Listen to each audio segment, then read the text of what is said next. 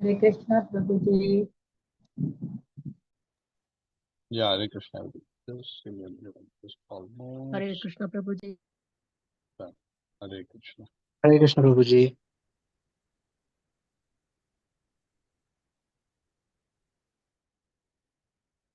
Hare Krishna. Okay, I am almost set. I'm just doing this on a new machine because I'm from Mumbai, so it's getting set up right.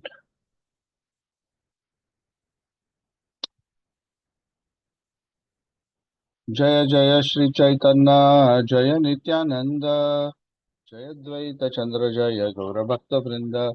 Jaya Jaya Shri Chaitanya, Jaya Nityananda, Jaya Dvaita Chandra, Jaya Gaura Bhakta Vrinda.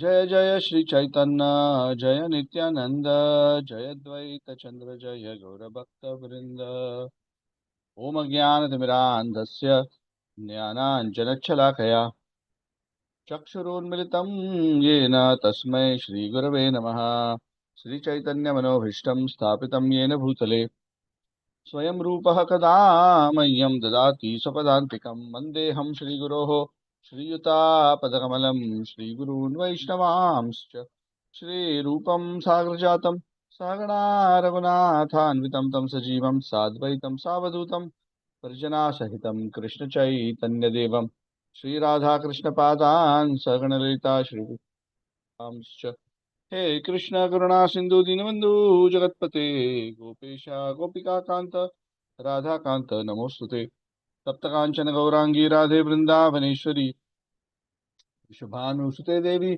प्रणमामि हरिप्रिये वंश कल्पतरुभ्यश्च कृपा सिन्धुभ्येव च पतितानां पावनेभ्यो वैष्णवेभ्यो नमो नमः जय श्री कृष्ण चैतन्य प्रभु नित्यानंद श्री अद्वैत गदाधर शिवासादि गौर भक्तवृंद हरे कृष्ण कृष्ण कृष्ण हरे हरे हरे राम राम राम हरे हरे नमो विष्णुपादाय कृष्णपृष्ठाय भूतलक्ष्मीतराधनाथ स्वामी नमो विष्णुपादाय कृष्णपृष्ठाय भूतलक्ष्मीते भक्तिवेदांत स्वामी नामिने नमस्ते सारस्वती देवे गौरवाणी प्रचारिणे निर्विशेष निवादि पाश्चात्य मुखं करोति वाचालं पङ्गुं लङ्घयते गिरिं यत्प्रपातमहं वन्दे श्रीगुरुं दीनतारिणं परमानन्दमाधवं श्रीचैतन्य ओम हरे Krishna. So thank you all for joining. So first of all, my apologies. Last couple of classes, even though I wanted to do, the schedule is a bit unpredictable. So even though that intention was there, somehow it didn't work out. So apologies for uh, canceling the classes a little bit late. So we are continuing our discussion on the Chaitanya Charitamrita. We are at a very interesting part of the Madhya Lila. We are entering chapter 19 today. So, chapter 19 is actually entitled Lord Chaitanya instructs Srila Rupa Goswami. So, this is a very, very important chapter, both philosophically and also in terms of a beautiful illumination on the life and pastimes of Srila Rupa Goswami and Sanatana Goswami, the foremost disciples of Lord Chaitanya. Much of the early chapter is to set a context on the lives of Rupa and Sanatan and how they were pining so much to meet Lord Chaitanya. So, a quick recap of what we have been discussing and how it connects with this particular pastime. We were discussing how the Lord has toured Vrindavan finally after on his second attempt. In fact, on the first attempt of the Lord, when the Lord visited, tried to go to Vrindavan, he went to Ramakeli and met Rupa and Sanatan. Now, Rupa and Sanatan were engaged as ministers in the government of Nawab Hussain Shah, and they were so touched and influenced by the presence of Lord Chaitanya, and they were really hankering to surrender their lives at the lotus feet of Lord Chaitanya Mahaprabhu. And Lord Chaitanya Mahaprabhu at that time had encouraged that when the right time will come, everything will happen. So that's a good lesson. Sometimes even though there may be a strong desire for renunciation, a strong desire to do something, sometimes one has to wait for the right time to manifest certain phases of our life, even from a service perspective. So time is very powerful. So just because we are devotees doesn't mean we are beyond time. Time is an energy of the Lord. So we must, uh, uh, with the blessings of the Lord, with the blessings of the spiritual master and the senior Vaishnavas, or whatever major things we do in our life, what to speak of as major as renouncing the whole world, one has to be very, very careful. So Rupa and Sanatan continued. They told him, continue. When the right time will come, everything will be. When the right time comes, sometimes Krishna from the heart will inspire and give the signal. Okay, now go. This is the time. So Lord Chaitanya kind of didn't encourage them immediately to take any drastic step. And then the Lord assured them, though, that, you're such wonderful devotees. Very soon, Krishna will fulfill all your desires. Just continue. And Chaitanya Mahaprabhu would give this instruction to many. We discussed this even in the life of Raghunath Das Goswami earlier, how the instruction that Lord Chaitanya gave to him, and he gave similar, may not be in the exact same words, but the instructions he gave is, you should act as if externally, do your duties as if you are an attached householder. But deep in your heart, your real attachment should be for Krishna and to attain pure love for Krishna. So externally, people see you, they may think, oh, this is another businessman, another professional. But deep inside, your heart is not in that activity. Your heart is dedicated to attaining the lotus feet of Radha and Krishna. And this example is given. Acharyas give this example. Prabhupada quotes this a few times. That one should act like a wife who has a paramour. A paramour means a lover other than her husband. So because she has somebody else whom she loves, she doesn't want to reveal it to her husband. So at home, she serves her husband very nicely. Cooks very nicely, takes care. So the husband doesn't suspect that she has a paramour. But in her heart is not at home. Her heart is with her beloved.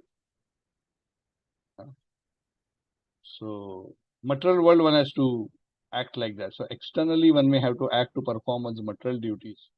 Internally, one is detached from trying to enjoy the material world. One does its duties in a detached manner uh, to try to do, the Nishkama Karma Yoga as far as possible.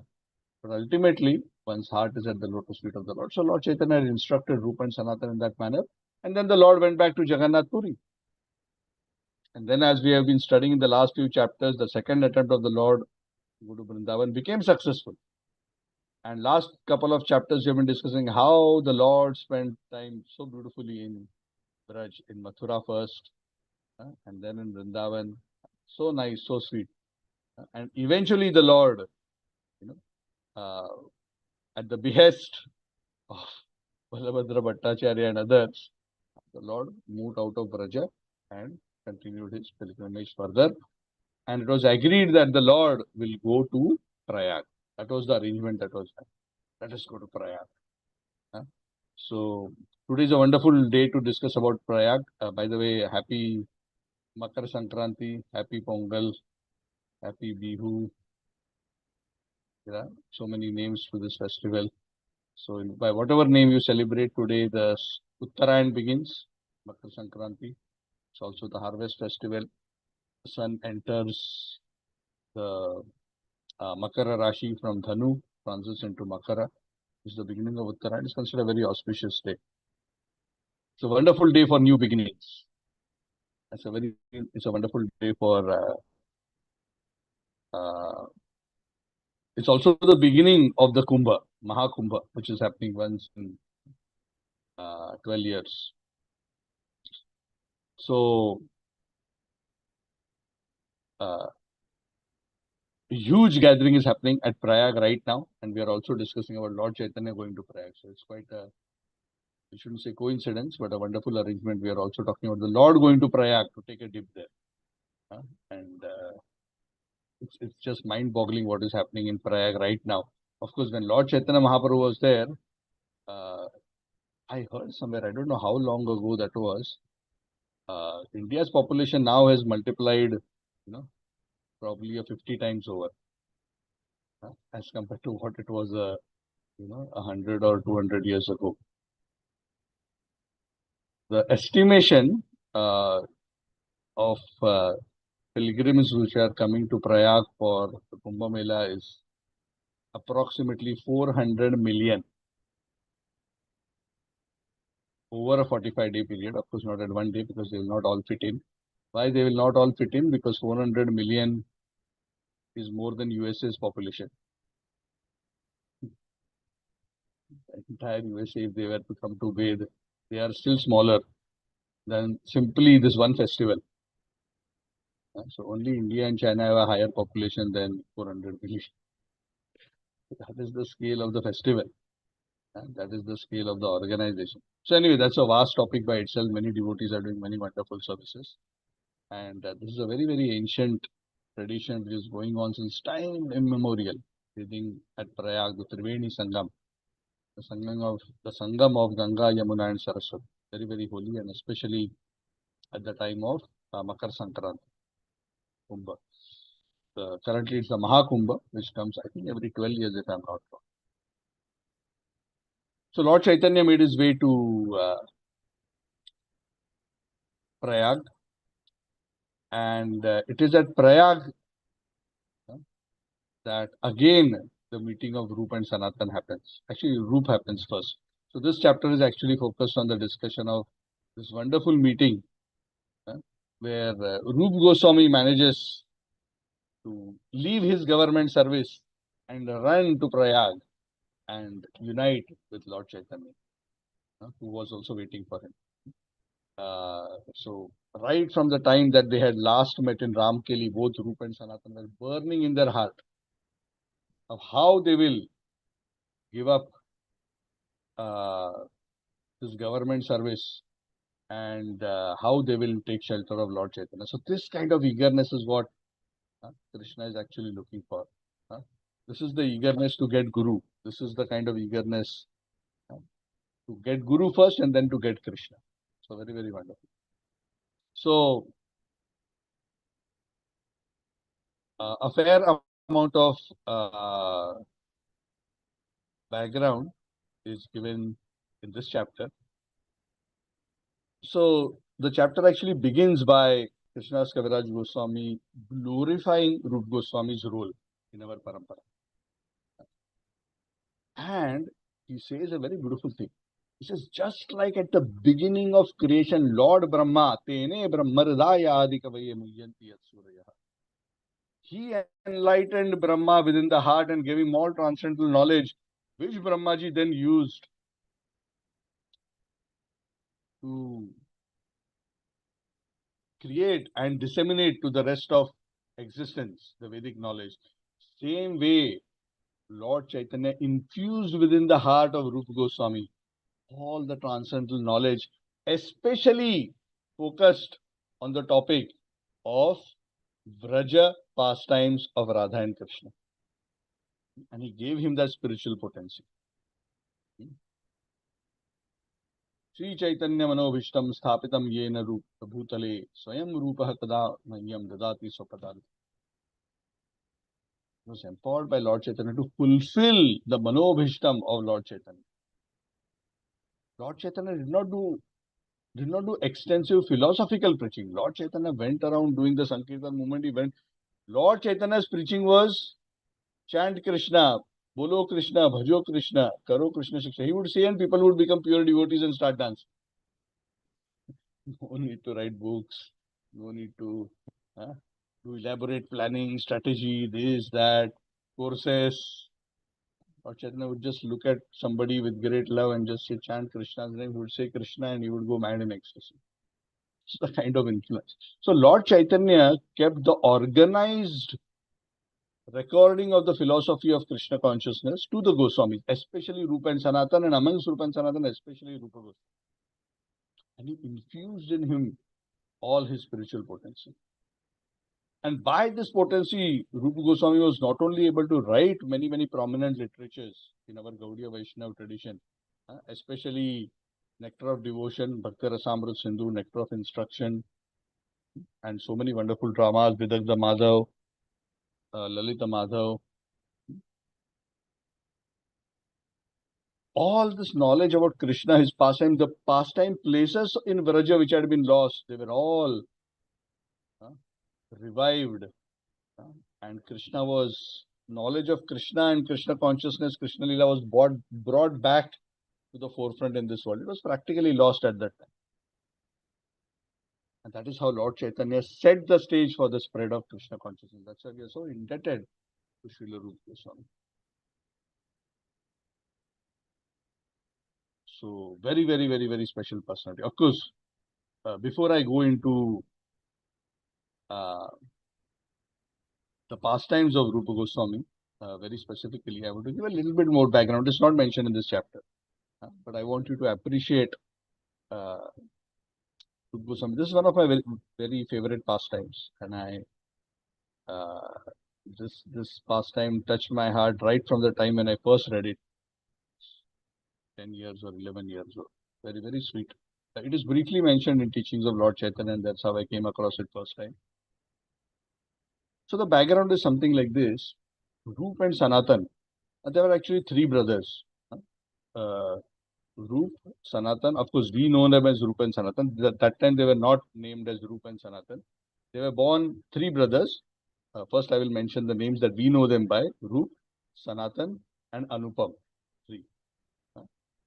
They were born in Bengal in very aristocratic Brahmana, the Saraswat Brahman families, and very, very learned, extremely intelligent, very devoted, very pure-hearted. And they were extremely influential throughout Bengal.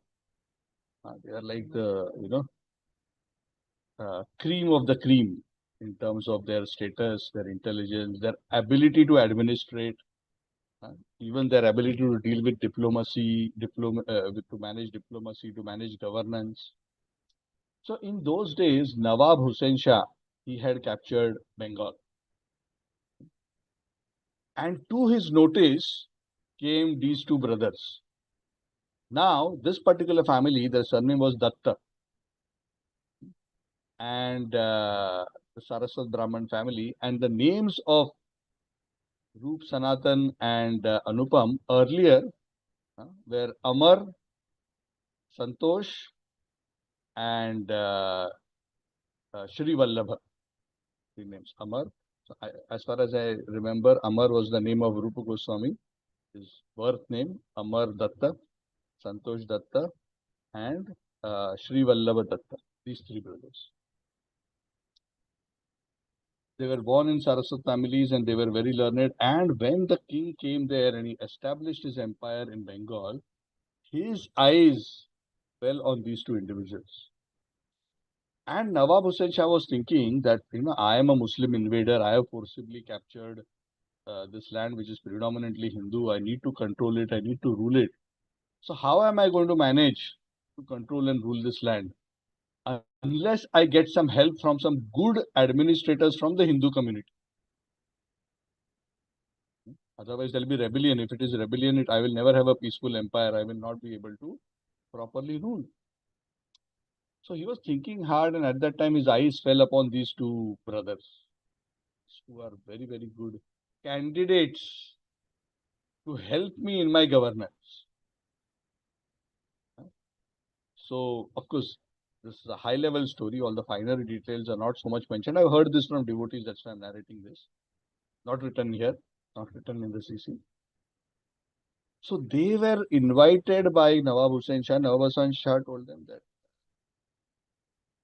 I want you to help me in my government. I'll give you important posts in my government. And for Brahmanas, and that to devotee Brahmanas, to accept employment under an atrocious Muslim king in those days was like unthinkable. That's like, serving a Muslim king is like giving up one's caste and practically becoming a Muslim. In those days, that's how the thinking was. To serve a Yavana is like becoming a Yavana. So they refused initially. Because they said, no, you are so cruel, you are so atrocious. How can we be part of your government? How can we be your servants? He allured them with money, he allured them with posts, but they were not at all willing. So he played the final trick. What was the trick that Nawab Hussain Shah said? Said, see, Hindus in this country will only be safe if you, Amar and Santosh, join my government. Otherwise, he indirectly threatened them with a Hindu genocide if they refuse to join his government. Very interesting. So they were very worried. They were in a dharma sankara. What to do? On one side, if you do, it's a problem. If you don't do, it's a bigger problem. So finally, they came to the conclusion that let us not, because of our protection of our own dharma, we cause the destruction of so many other Hindus and Brahmins. So unwillingly, almost forced, they accepted the proposal of Nawab Hussain Shah. And they were so good at governance, that very soon, I don't know whether it was immediate or not, but very soon they both became uh, the prime minister and uh, finance minister, something like that. And they were the top. They were the right hand. Rupa and Sanatan were, almost like the right and left hand of Nawab Hussain Shah. Nawab Hussain Shah was fully depending on them. And they were doing their duties very, very diligently, because their duties did not involve any exploitation. Their duties were mainly, administrative, governance, which they were doing very, very nicely. The king grew up to be very fond of them. And actually, most of the time, the king would treat them very, very nicely. In fact, so nicely that he would almost treat them and even refer to them sometimes as his younger brothers. So the king was very fine, was fully trusted them.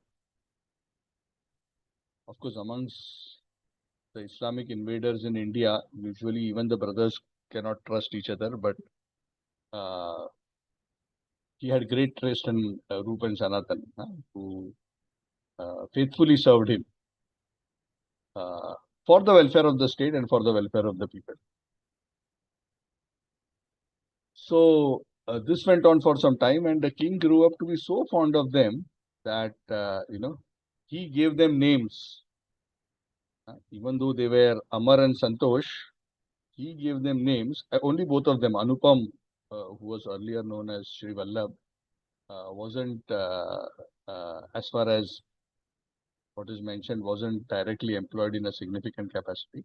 But Amar and Santosh were given the names Dabir Khas for Rupa Goswami and Sakar Malik for Sanatan Goswami. Amar and Santosh. So Santosh became Sakar Malik and Amar became Dabir Khas. So these were like, very, how to say, uh, these were special names which Nawab Hussain Shah had specifically out of his love and affection given to Rupa and Sanatan, who that time were not known as Rupa and Sanatan. So they were doing their services very, very nicely. Ultimately, never really wanting to be in that position, but forced to be in that position to make sure that, uh, you know, uh, the Hindus are not persecuted. But in the heart of their hearts, they were very, very deeply devoted to spiritual culture, devotional culture. Because Rupa and Sanatan both are eternal devotees from the spiritual world. Rupa Goswami is Sri Rupa Manjari. Sri Rupa Manjari is the most prominent direct assistant of Sri Lalita Sakhi. And Lalita Sakhi is the most confidential direct assistant of Srimati Radharani in Radharani's divine pastimes with Krishna. So Rupa Manjari is such a confidential servitor, so close to Radha and Krishna. She is very, very, very familiar with the deepest secrets of pure devotional service, especially those in Madhurya Ras, and the most sweet, intimate pastimes of Sri Sri Radha Shyam Sundar in Braj. So that's why Chaitanya Mahaprabhu had chosen these great souls, and especially Rupa and Shri, come to the world to fulfill his mission. So this went on for some time, and as time progressed, and especially after the meeting of Lord Chaitanya Mahaprabhu in Ramkeli, Rupa and Sanatan, I'm referring to them as Rupa and Sanatan. They had not yet been named Rupa and Sanatan, but because we are familiar with them, I will continue to refer to them as such. They are still Dabir Khas and Sakar Malik. And because they were given Muslim names by the emperor, they were actually pretty much treated, and serving the Muslim king, they were pretty much treated as outcast. Within the Hindu traditional community, what to speak of the Brahmanas, they would not accept somebody who would be serving Yavanas, sitting with Yavanas, eating with Yavanas. Of course, at a personal level, these two great personalities never compromised on their own spiritual principles. They would do their own worships, their own practices, their own sadhana, and the king did not bother them with respect to that. But nonetheless, simply because of that association with the king and service under the king, and the names being given, and in fact, even the way they were dressing, we could imagine that, they looked pretty much from the Nawab's family. Anyway, those were the circumstances in which they were, kind of trapped by the inconceivable desire of the Lord. But after Shri Rupa and Sanatan met Lord Chaitanya in Ramkeli, there was a fire burning in their heart, an irresistible fire. Too much. We want to surrender our lives to Lord Chaitanya Mahaprabhu. We have finally met Lord Chaitanya, who is none other than Krishna himself. We want to surrender our life. We are just tired. We don't want anything to do. Normally, people die to become ministers. They don't die, they kill others to become ministers. They do anything and everything. But Rupa and Sanatan were, just how do we get out from this? They knew the danger of getting out from this situation. But they were so much hankering to get the association of Lord Chaitanya and surrender to him, and they were so much hankering to give up this kind of political life. And the day and night they were, thinking how we will do this, how we will achieve that. They were really, really, really praying. In fact, they were so concerned and not only they were praying, they actually engaged two Brahmanas, very pure-hearted Brahmanas. They gave them a lot of money and said, you day and night do prayers for us. You do this yajna, you do this puja, you chant the holy names, do everything and pray to Krishna that we may be delivered from being ministers, so that we can become sadhus and so that we can attain the shelter of the lotus feet of Lord Chaitanya Mahaprabhu. So we can get some idea what is the kind of quality of that. So this is again what Lord Chaitanya said, right? You do your duties externally, but internally you are not attached to either those material activities or the fruits of those material activities. Internally, your real life, your internal life is that of bhajan, is of chanting Hare Krishna, Krishna Krishna, Hare Hare, Hare Rama, Rama Rama, Hare Hare.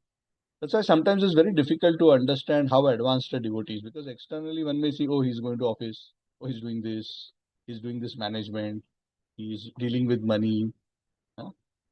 But ultimately, the quality of a Vaishnava is his internal detachment from enjoying fruitive activities and his internal attachment to Krishna's lotus feet, service to Krishna, hearing and chanting about Krishna, his attitude of service to the Vaishnavas, and his compassion for all conditioned souls. That is the real quality. And sometimes it's not always visible in all circumstances. But time to time, if one observes these great souls closely, one will realize that, they are not what they seem to be. That's why sometimes you say, we don't know who is who until we are blessed. Actually, even to identify a great Vaishnava, requires Krishna's special blessings.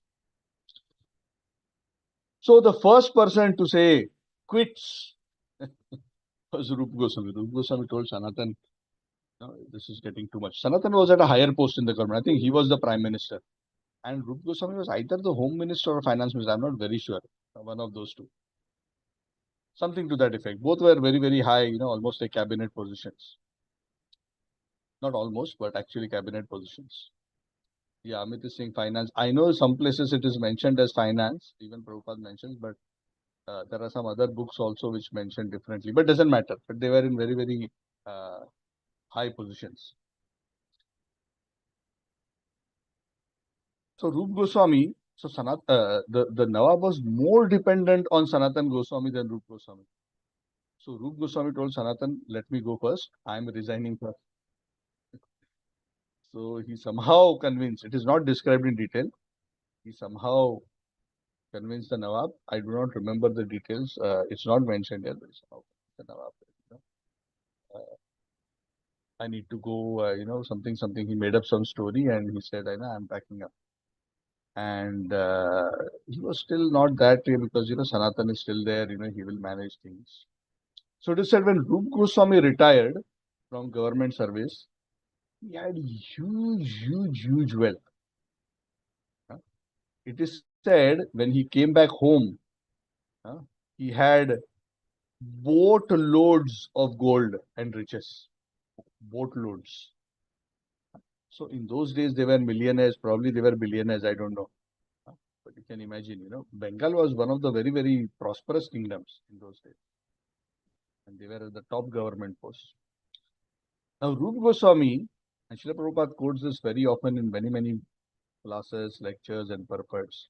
When he decided to renounce the world, he distributed all his accumulated wealth in a very exemplary manner. 50% of all that he had earned throughout his life, Rupa Goswami gave and distributed it in charity to the Brahmanas and Vaishnavas. 50%. And that is why Prabhupada, oftentimes says this is the standard in Krishna consciousness that, should aspire to follow. Because nowadays, not everybody can do that, but this is the benchmark which Rupa Goswami has set. 25% he gave and distributed to his relatives. It is not very clear about Rupa and Sanatan, whether they were grahasthas who were married, who had children or something like that. It is not mentioned in any of the literatures very clearly. So very little is known whether they were married at all and they took renunciation or not. So we do not know that clearly, but at least amongst their close relatives, they distributed 25% of their wealth. And 1/4, so 50 in charity, 25 to relatives percentage, and the remaining 25%, he kept it for emergency and personal use. Because after retirement, you still need money, right, to take care of your needs. Yeah. So,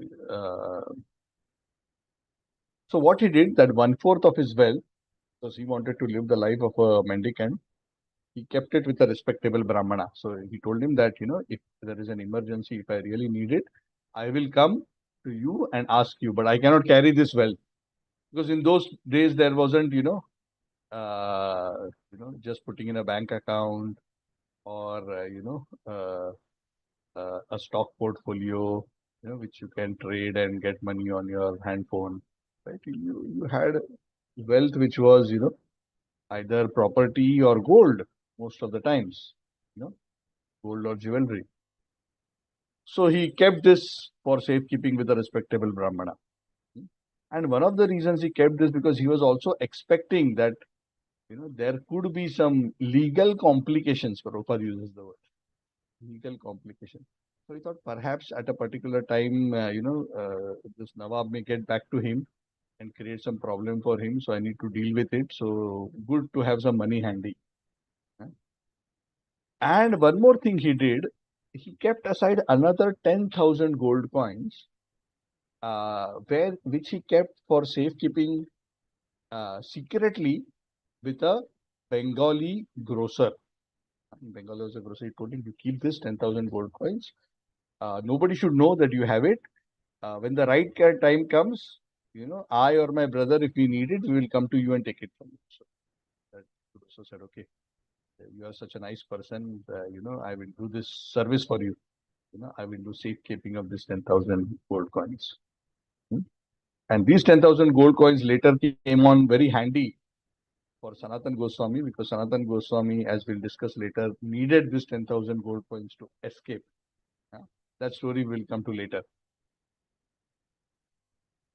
So this is how we did. Just to quickly recap, Rupa Goswami managed to relinquish his duties. All his wealth he distributed, 50% charity to Brahmanas and Vaishnavas, 25% he gave to his relatives, and 25% he kept for emergencies. And out of the whole wealth, which was huge, 10,000 seemed to be a small amount. 10,000 gold coins, not 10,000 ringgit or 10,000 rupees. 10,000 gold coins kept at a Bengali grocer. So as this was happening, he was thinking, where is Lord Chaitanya? I want to go and surrender to Lord Chaitanya. I have retired. I have to go and serve Lord Chaitanya. But where is Lord Chaitanya now? The last they knew, when they met Lord Chaitanya Ramkeli, the Lord had said, I am now headed on my way back to Jagannath Puri. So what Rupa and Sanatan had done is, they had sent two individuals, two people to Jagannath Puri, just to find out the news. Where is Lord Chaitanya now?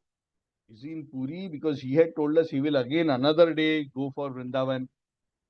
If you remember, Sanatan Goswami himself at Ramkeli had told Lord Chaitanya, oh Lord, why are you traveling with such a big crowd? Vrindavan is not a place for,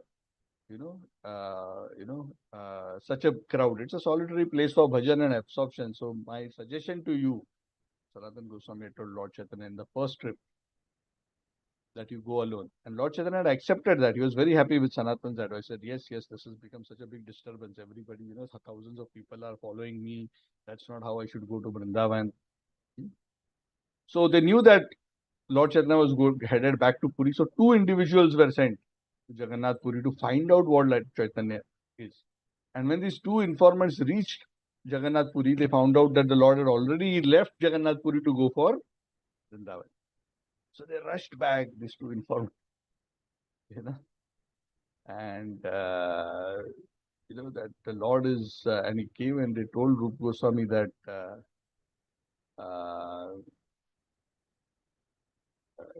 wanted to know, the news is that Lord Chaitanya is already left Jagannath Puri. In fact, as we reached Puri, he was just leaving for Vrindavan, and he had decided to take the way along the Jharikand forest. And Rupa Goswami said, thank you. Yeah, that's what I wanted to know. So now is the time. Now I cannot wait. Now I should go and meet Lord Chaitanya. I must find where he is and I should meet him. So Rupa Goswami decided that I cannot wait. Sanatan told that, see, my brother, I also want to come with you, but right now it is not proper for me. If I also suddenly leave, it will create a big problem, because the king is very dependent on me. So give me some time. In the meanwhile, you don't hold back. You go and surrender to Lord Chaitanya, and I will soon join you. So Sanatan was the elder brother. And the youngest brother is Sri Vallabha, who was also called as Anupam Malik. So Sanatan Goswami was also thinking in his own mind, yeah, actually, the Nawab has so much faith in me. He's so pleased with my service. So I must be careful, uh, how I can depart from this service. Because if I just, leave like that and ask for resignation, it will be a problem. So I must do something. So on one hand, Roop along with Anupam, it is said they departed from their home and they left in the direction of Prayag. Very interesting. Huh? They didn't know that Lord Chaitanya is headed to Prayag. They knew that Lord Chaitanya was going through Jharikand and he was headed towards Vrindavan. But the Lord had already left Vrindavan at that time and he was already headed towards Prayag. And Roop and Anupam were headed towards Prayag on their way to find Lord Chaitanya. Where is Lord Chaitanya? So that's another interesting episode. So we will continue that part of the story, how Lord Chaitanya and Rupa Goswami met. But let us quickly come back to what happened to Sanatan after Rupa and Anupam left. So Sanatan Goswami was, feeling sad. Said, yeah, Rupa and Sanatan have already, Rupa and Anupam have already left, and hopefully they'll meet Lord Chaitanya. What about me? I have to be very careful. But one thing I can do. The king loves me so much, that's why he has kept me in job. Because I'm doing a good job. But if I stop doing a good job and the king becomes upset with me, then he will fire me. Get lost. Correct? Yeah. Right? I mean, if you're doing a wonderful job in a company, the boss is very happy, we are doing great and company is making so much profits because of us. And we say we want to leave. What do the boss say? No, you cannot leave. The company needs you. I need you. It will become very difficult. But he was thinking that if somehow I can make the Nawab angry and irritated with me, then he will say, get lost, I don't want you. Correct? Sometimes in the corporate world, people do these kind of tricks.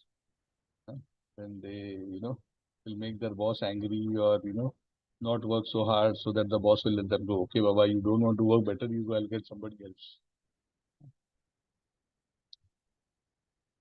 So, thinking like this, Sanatan Goswami pretended to be sick. He sent a note to the king saying that I am very sick. I am resting at home. So give me some time. I cannot attend to my governance duties. The king thought, okay, yeah, he's such a dear brotherly person for him, such an important person. Okay, I give you leave and you take care of yourself. For many days he did not go to court. And of course, the various governmental departments, the clerks and the secretarial staff, of course, they continued to do the duties. So the state was running. Sanatan Goswami ensured that most of the duties are going on. But Sanatan personally remained at home. And what he was doing at home, he was not simply lying on his bed. At home, every day he would call wonderful 20, 30 learned Brahman scholars. And throughout the day, he would discuss Srimad Bhagavatam with them. That was his vacation. Sitting down with wonderful learned Brahmins and discussing the Bhagavatam. And he went on day and night, just Bhagavatam Kirtan, Katha Kirtan, morning to evening, Katha Kirtan in the association of 20, 30 very pure-hearted Brahmana devotees. So initially, after a few days, when Sanatan was away, and usually, I mean, the king was so dependent on Sanatan, not just in terms of government execution, but he would seek his advice, what I should do, my policy, strategy, various things. He would seek advice from Sanatan. He was really missing Sanatan. So at one point, he said, he sent his royal physician. This Sanatan is sick. This, Sakar Malik is sick. Go to his home. There's no report coming from his home. When he's coming back, maybe he needs some help. You are my royal physician. Go to his home and check. How is his health? So, the royal physician, came unannounced to the house of Sanatan Goswami, and he checked. He went back to the king. He said, hey, Nawab, nothing is wrong with Sakar Malik. He is in excellent health. Everything is wonderful. Huh? Nawab was shocked. He took sick leave and he went. Huh? Correct? Any boss, if the employee is taking sick leave, but he sees him in a cinema theater or sees him walking around in the mall, huh? The boss will become upset, especially when there is a very important job to be attended to. So he was very upset. And when he came to know this, he immediately, along with this particular, along with one more person, he Nawab personally went to the house of Sanatan Goswami. Nawab went to the house unannounced. To the house of Sanatan Goswami, enters the house and he sees Sanatan, Sakar Malik is sitting with all these Brahmanas, wonderfully, very happily, very healthy, discussing Srimad Bhagavad. soon as all the Brahmanas and Sanatan, they saw the Nawab, they all stood up and respectfully greeted him and gave him a place to sit. Huh? The Nawab was irritated, angry, but he didn't immediately blast. Because he had an affectionate relationship also with Sanatan. So he told Sanatan, oh Sakar Malik, oh Sakar, what is this? I had sent a physician to you. He said you are in perfect health, and I am also seeing right now.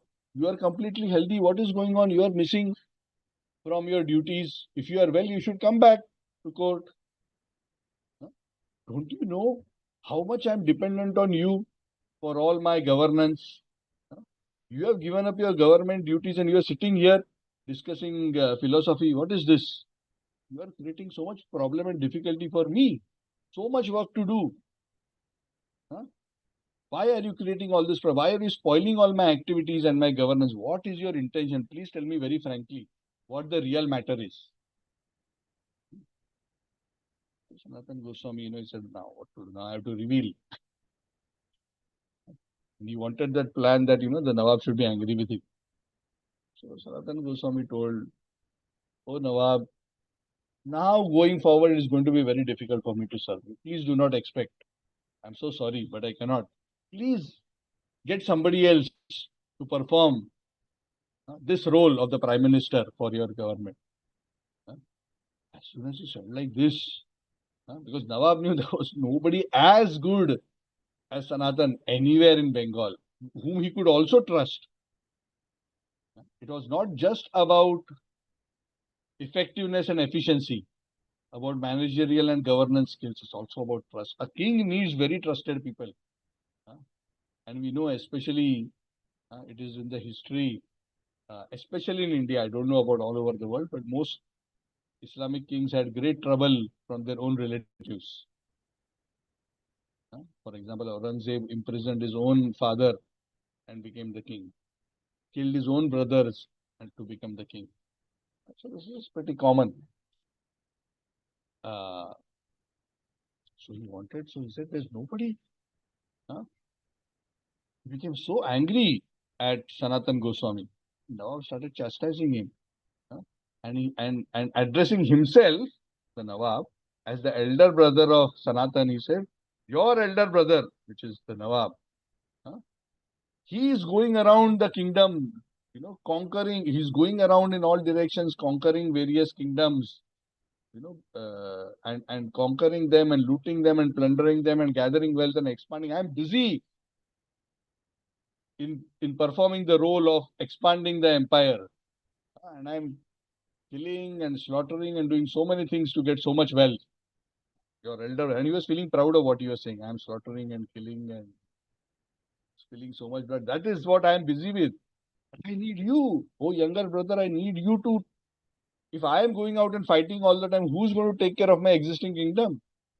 I'm fully relying on you to manage my kingdom.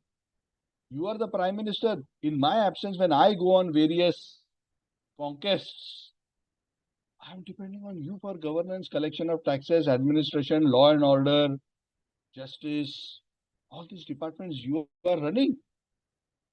And now you're destroying all my plans. I was just planning to go and attack Orissa and conquer Orissa. Now how I can go if you are on leave? Nobody is there to take care. Rupa has already left. Nabir Khas. Now you are also doing all this, funny things, saying I don't want to serve. What is it? You want a raise in salary? No, I am done.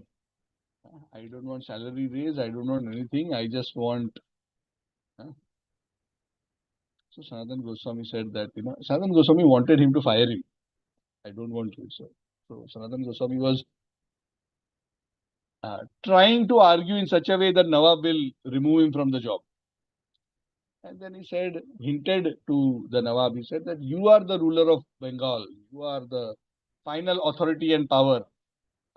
So if somebody is committing a fault, which means like himself, you can punish him, in bracket, remove me from the job.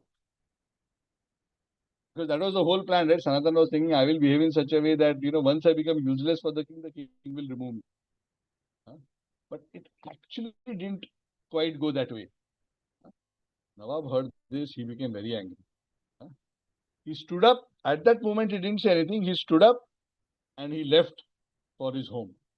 And when he went for his home, meaning his palace, he went back to his palace. He ordered his guards, go and put Sanatan under arrest. It seemed like at that particular point in time, they put him under house arrest. It's not very clear here. It seems like they put him under house arrest. Don't allow him to leave and go anywhere.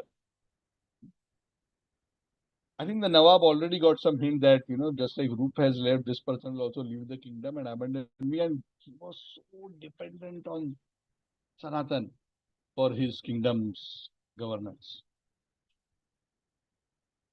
So after putting Sanatan under house arrest, the king had planned to attack the province of Orissa.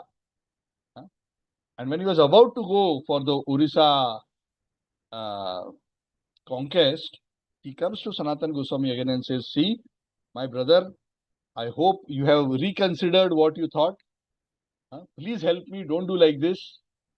You are my younger brother. I need you. Come with me. We both will go this time. We will go and conquer Orissa. You come with me. I will take you on my, along with my entourage. And Sanatan replied, oh, my dear king, please forgive me. You are going to Orissa, you are going to plunder, loot, kill, rape, God knows what all you are going to do. You are going to do all kinds of things which will simply give pain to the Supreme Personality of Godhead. I have no desire of accompanying you, and I will not accompany you.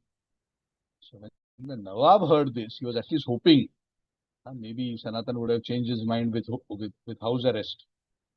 I said, this guy is not going to listen, and I need to go to Orissa. So he ordered that Sanatan Goswami be kept in prison. So Sanatan Goswami was literally put behind bars in the prison. I said, he should not come out from here. I'm going to Orissa. Let me come back and then I will deal with it. See what to do next. So it is said around the time that Sanatan was imprisoned, Rupa had already gone. Sanatan was imprisoned. At the same time, Lord Chaitanya departed from Jagannath Puri to go to Vrindavan for a second trip. That is how Krishnadas, Kaviraj, Goswami mentions.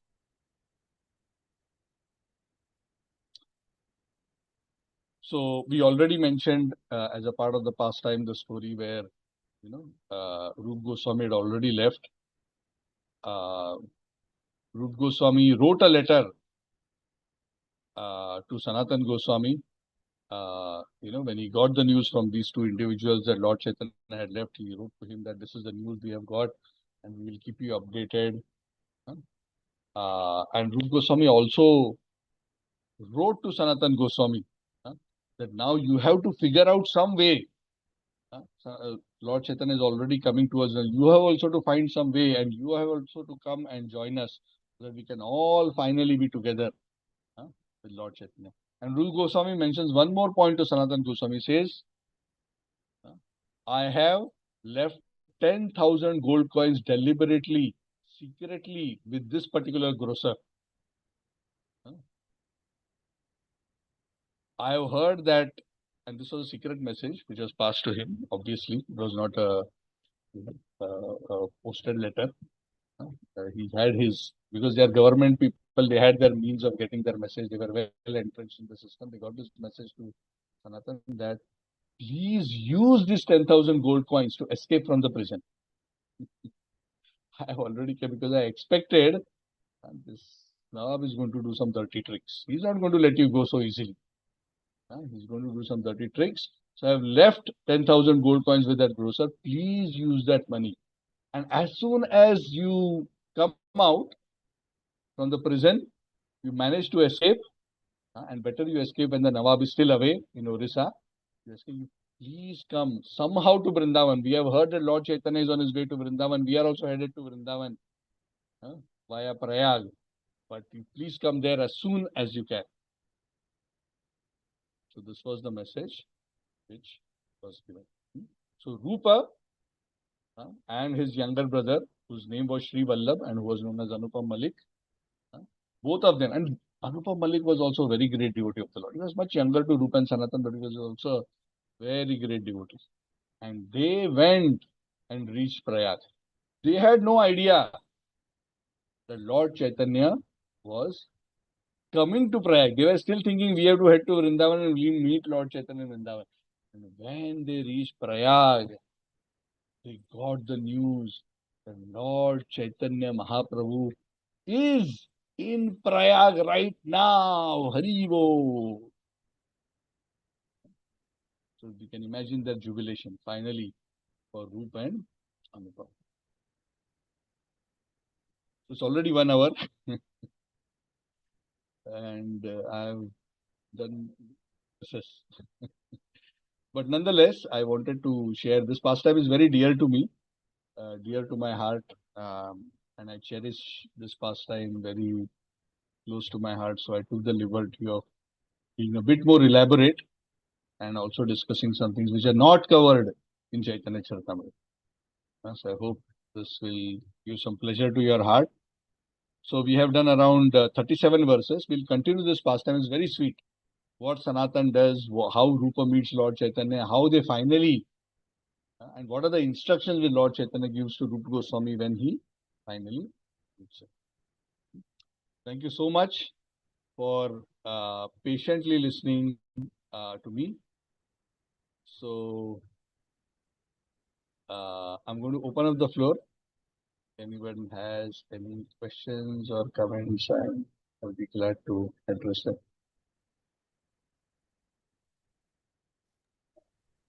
Hare Krishna Prabhuji, Dandavat Pranam. Hare Krishna. The way you expressed the enthusiasm and the energy level was, as you ended, at the end, like it is close to your heart, we felt it, Prabhuji. Hare Krishna. Dandavat Thank Pranam. you. Yeah, Prabhuji, one Because- small question. Yeah, I just want to make a quick comment. So you see, this is ultimately every soul's journey. It may not exactly be like this.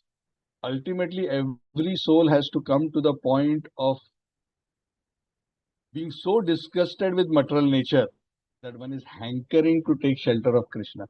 So until that transition happens, we will not be able to make substantial spiritual progress. Of course, we are still making spiritual progress, but substantial attainment happens when we develop the mood that we are engaged externally in the world, but in our heart of hearts, we are always anchoring. Of course, all of us to some extent are already doing this, but maybe at a very small level. But the fire in the hearts of Rupa and Sanatan, can you imagine what kind of fire they had? That being Prime Minister and Finance Minister, they wanted to give up everything at the risk of even being imprisoned and killed. That threat was real, that the Nawab will, can literally get them killed. So under such circumstances, they still, they're willing to risk it all just for the hope that we will get the shelter of the lotus feet of Lord Chaitanya. So that should be our inspiration for all of us. Thank you. Yeah, Suresh Prabhu, sorry, please. Hare Krishna, Prabhu. A small query, Prabhu. This among these 6 Goswamis, Rup, Sanatan, and Anupam Goswami is also there. The photo which has 6 Goswamis. No, Anupam is not counted amongst the 6 Goswamis, but he's a pure devotee of the Lord. So we will have pastimes of other 4 Goswamis as well going forward. Will come, yes. Raghunath Das we discussed a bit already. Raghunath Bhatta we briefly discussed, not a lot yet. But Raghunath Bhatta was the,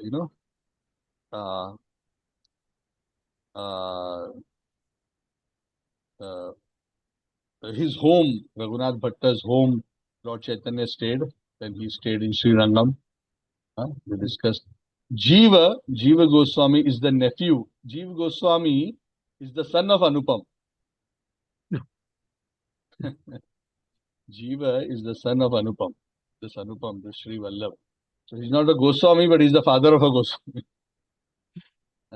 So Jiva Goswami was the son. And later, Anupam, he went back to Godhead. He entrusted his son in the care of Rupa and Sanatan. And that's how Jiva Goswami joined the band of Goswamis. Yeah, so Gopal Bhatta, Raghunath Bhatta, and Raghunath Das. Okay? Yeah. Thank you, Prabhu. Hare Krishna. Okay. If is there anything else? Okay, so happy Makar Sankranti once again. It's a very auspicious day for new beginnings, auspicious day to pray. Yeah, Srideviji, you want to say something? Krishna Prabhu. Thank you, Prabhuji. Thanks for all your blessings and prayers, Prabhuji. Thank you. Thank you. Congratulations to your son. Thank you, Son Prabhuji. very well in his exams. Good. We always want devotees to be excellent in material as well as spiritual affairs. Of course, material affairs we do with detachment and dedication to Krishna, but we should always be expert. See, Rupa and Sanatana also, when they did their duties, even though they were not interested, execution of duties must always be done in excellence, never with laziness. Whatever we do, we can dedicate the fruits to Krishna, but we should not be lazy in our actions. Karmanneva adhikaraste ma phaleshu kadachana ma karma phale heturбhu ma te sangostva karmani. Just because you are supposed to be detached, do not be lazy or do not be inactive. Ma te sangostva karmani. Thank you. Wonderful. Yes, Santanam Prabhu, you are excited again. Yes. Not Prabhuji, just now you said like when we are doing how we need to execute our job with the enthusiasm, the Krishna conscious people. Just I want to know, during the appraisal time, do we need to say that I did so many things and I need to climb, or it is like I just be quiet and No. let them. Material world, you have to deal with it appropriately. So internally in your heart, you know that Krishna is the giver of ability to you, and Krishna is also the cause of the fruits. But in your appraisal, you have to say, I did this. And in your heart, you should think, I means Krishna. So you have to do the needful to survive in this world. So that is what we are saying, right? Externally, you may need to work in a pragmatic way, but internally, you should not lose sight of reality. So that requires very strong sadhana, very strong association of devotees. You cannot say, I did nothing, they all did everything. I mean, some people may do this and the boss will still know that actually you did. So there may be cases like that also, but not always. Because actually, those who are truly good leaders or supervisors, managers, they know about their own staff, who's actually doing and who's not doing and simply talking. Or at least that is the expectation that they should know. So actually, it's not so necessary. A good boss will not need to ask you what all you did. He would already know. A good boss. A bad boss doesn't know. He will need you to write and justify. Right. But anyway, you see the situation. So there should be a healthy mix. Yeah. So sometimes even when we say, we have to put it in words where we don't brag about it. So this was achieved, rather than saying I did this, I did it. We have to use the right words also, because also one of the things, even within companies nowadays, what is very much appreciated is collaboration. What is very much appreciated is rather than uh, uh, in many organizations, the spirit of collaboration is very important for success. So if they see a team member taking too much credit for himself, or trying to not mention others who have significantly contributed, then that is also not seen in a positive light. So when I have to see the situations, I think you all are intelligent. You will know what to do. I don't have to go into details, but we have to have a humble tone, but at the same time we have to, with the right words, express whatever we have been instruments for. And wherever credit is due, we should give that credit. And sometimes that is positive. Okay, Prabhu? Okay, You are thank you. already doing all this very wonderfully. All of you, I believe. Thank you. Anything else? Hare Krishna, can I just add a point on the what Yeah, the please. I think as you what is mentioned in this material world, the challenges might be different. That's when stakeholder management becomes very important, and also I think at the end of the day, the bigger goal is to do something which is for the what is that success of the what is that o- organization, which is much more important than your own business success. And the other point is that sometimes you need to sell, and also you need to shine at the right place. I think these are some of the important ingredients. Very true, Prabhu. Thank you. Thank you. Sudhir Sundar Prabhu has spent a long career in Bank Negara, Malaysia. And he has been performing very important services there. He's just retired, so he's very qualified to speak on this subject also. So he has seen all of this, and I just want to add one more thing. See, our desire for excellence as devotees in any sphere, both material or spiritual. In material sphere, we want to be excellent because we want to deliver value, right? And we want to serve. So service can be in many ways. Of course, even though it is in a spirit of detachment, we want to render, quality service, quality value. And the second thing is, when we are excellent and when we are seen as excellent, when people see that devotees are excellent in their work, their appreciation for devotees and devotional service increases. That's another very important aspect of why we want to be excellent. We don't want others to associate devotees with laziness in professional fields, business fields, and other fields. You may say, oh, I don't need so much money, Prabhu, why should I work too hard? Of course, we don't want to work too hard, but we want to do justice because we are paid for doing a job and we want to do it well. So we don't want people to form an impression, oh, if I don't want to employ Hare Krishna devotee, oh, Kantimala, no, I don't come for interview also.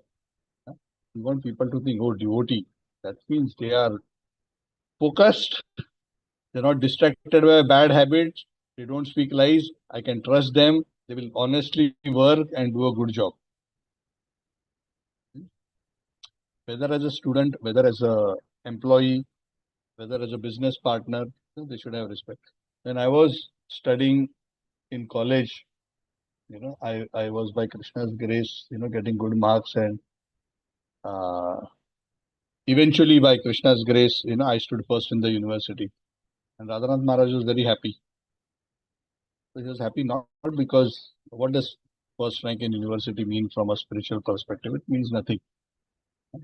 But the very fact that he said that because you are a devotee chanting 16 rounds and you stood first, that subtle association will be in the minds of all those who know about it. And practically everybody in my college knew that I was a Hare Krishna devotee. I was organizing, classes. 4 or 5 sannyasi spiritual masters, I managed to get them to my college to give classes to all the college students, where even the principal sat down, even the general secretary of my college in my last year. Anyway, so Maharaj was very happy because, for that reason. And so much so, I remember after my final results came, there was a class in IIT Powai. And I was sitting in the audience. I was a brahmachari that time. Was I brahmachari or about to be? I don't remember. No, about to be, I think. I wasn't a brahmachari yet. I was sitting in the audience. All IIT Powai students were there. And Maharaj pointed to me, so see this boy, he's chanting every day 16 rounds, following 4 regulative principles, and he's a topper from Bombay University.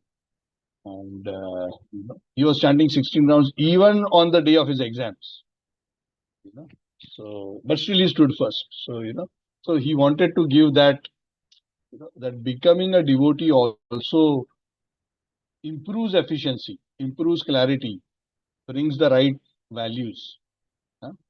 So for us, excellence is also about using our excellence or our attainments as a means to preach. If you look at it with that mentality, our efforts at excellence also become devotional service, not just mundane activities. Because ultimately what matters is our motivation. What is the fruit that we are seeking? Right? Is it we are simply seeking the fruit that I am glorified and I am patted and I get good appraisal and good bonus? Or are we looking at being excellent so that people who see that we are with Kantimala, we are with Tilak, we go to temple, we chant, they see, oh, he's the best person.